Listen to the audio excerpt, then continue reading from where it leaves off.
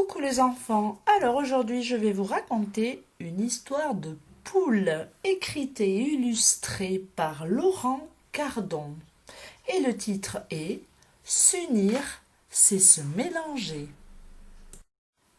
Ce matin, il règne une grande agitation chez les poules blanches.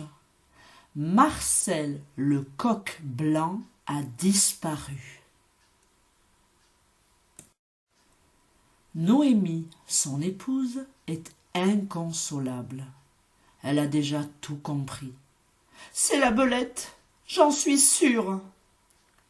C'est le renard, je l'ai vu rôder hier, dit une autre poule blanche, comme si c'était évident. La nouvelle se répand très vite.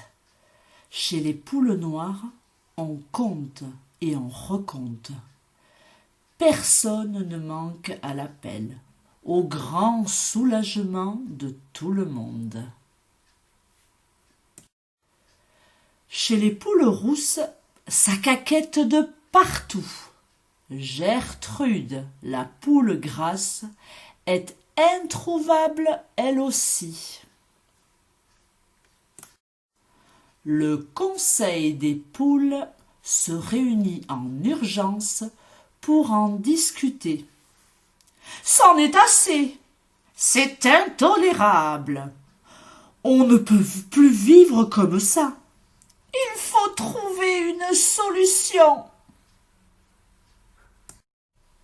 En colère, les poules ne tiennent plus en place. Ça caquette par-ci, ça caquette par-là, des idées par-ci, des idées par-là. Y a qu'à monter la garde toute la nuit. Faut qu'on s'arme. Y a qu'à renforcer les grillages. Faut qu'on tende des pièges. On ne s'entend plus. Le coq noir se lève et demande la parole. Il fait un long discours empoulé en hommage aux disparus, puis ajoute « N'attendons pas que le renard ou la belette reviennent. Nous sommes nombreux, unissons-nous, montrons notre force et formons une armée. La meilleure défense, c'est l'attaque. Mieux vaut les surprendre qu'attendre. » Il parle si bien que tout le monde approuve. Le coq roux se dresse à son tour. Il a une meilleure idée. Formons 3 armées, les poules blanches, les poules rousses, les poules noires. Le coq noir lui répond poliment qu'il vaut mieux une armée en un seul bataillon. « S'unir, ce n'est pas se diviser, » déclare-t-il avant de se retourner vers l'assemblée. « Formons un bataillon de 3 couleurs. » Il sait décidément trouver les mots qu'il faut. Une fois de plus, tout le monde est d'accord. Le coq noir, avec ses belles idées, n'a aucun mal à convaincre les poules qu'il sera le chef du bataillon. Pour cela, les poules noires seront devant, les poules rousses et le coq roux derrière, et les poules blanches au centre. Les poules blanches n'ont plus de coq, elles ont besoin de notre protection, dit-il. Le coq roux s'approche du coq noir et lui dit « Merci de votre solidarité.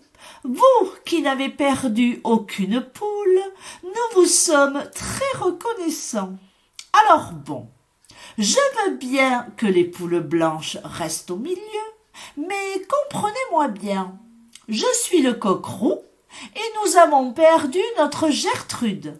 J'y vois 2 bonnes raisons pour que nous passions devant. Assez!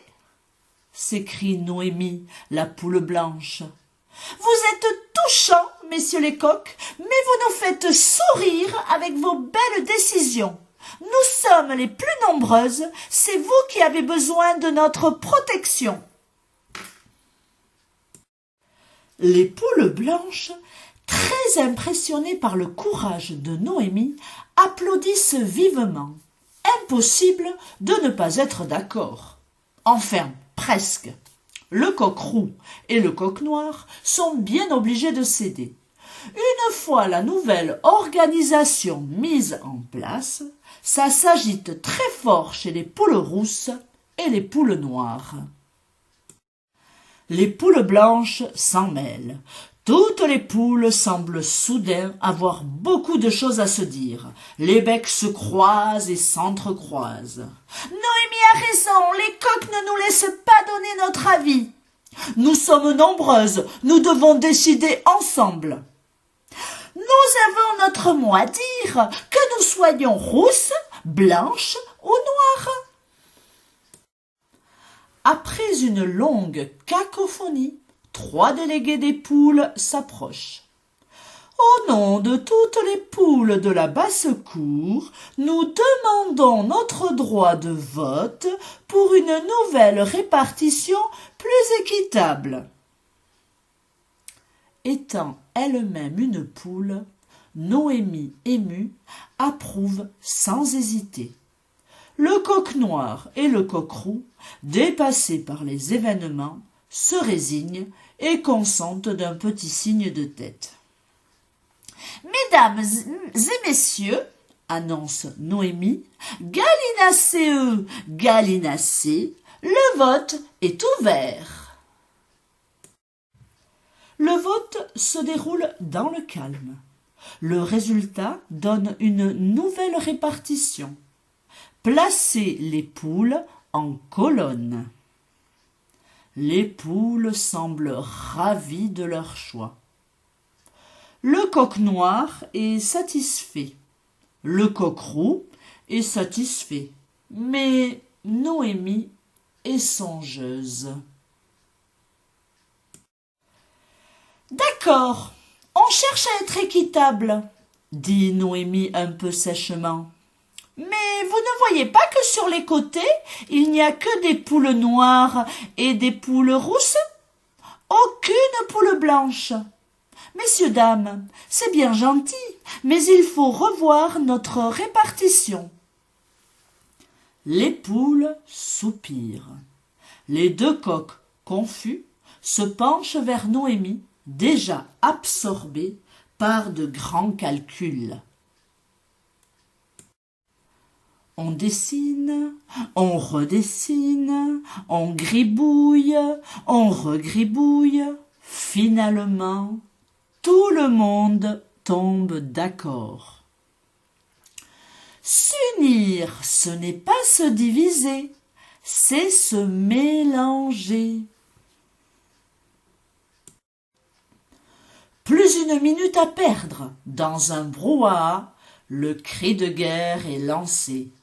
Pour Gertrude, pour Marcel, pour les poules rousses, pour les poules blanches, en avant! Longue vie aux poules noires, longue vie aux poules rousses, longue vie aux poules blanches. D'un pas décidé, les poules se mettent en marche.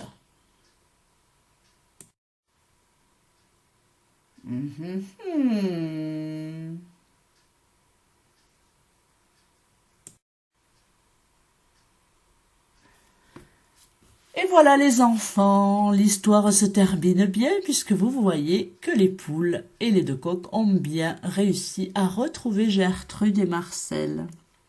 Cette histoire de poule est donc terminée, j'espère qu'elle vous a plu et je vous dis à très bientôt pour une nouvelle histoire.